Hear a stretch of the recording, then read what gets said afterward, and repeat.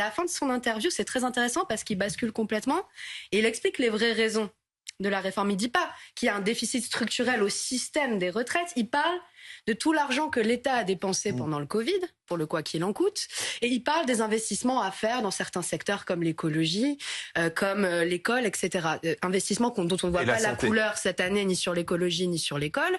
Mais c'est pas grave, sur l'hôpital un peu plus, mais c'est largement insuffisant. Et en fait, il a ouvert la boîte de Pandore, c'est-à-dire qu'il explique la vraie raison. La vraie raison, c'est que c'est pas pour l'équilibre des retraites, c'est pour la question budgétaire et le remboursement de la dette.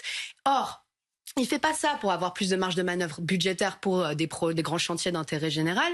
Il fait ça, et c'est marqué, et ça il l'a pas dit, c'est marqué encore une fois dans le budget de l'État, en page 11. Il fait ça pour pouvoir continuer à supprimer des impôts pour les grandes entreprises, notamment la contribution sur la valeur ajoutée. Et ça, c'est la vraie raison. C'est celle qui est marquée noir sur blanc, à la fois dans le budget de l'État, à la fois dans les communications à la Commission européenne, dont, miraculeusement, personne ne parle jamais. Alors qu'en fait, quand vous travaillez au corps, les ministres ou les députés Renaissance, ils finissent par vous avouer que c'est la vraie raison, qu'il faut le faire parce qu'il faut créer de l'emploi, et pour créer de l'emploi, il faut encore baisser les impôts des grandes entreprises. La vraie raison de la réforme, elle est là, et Emmanuel Macron ne l'a pas assumée aujourd'hui devant les Français. Agathe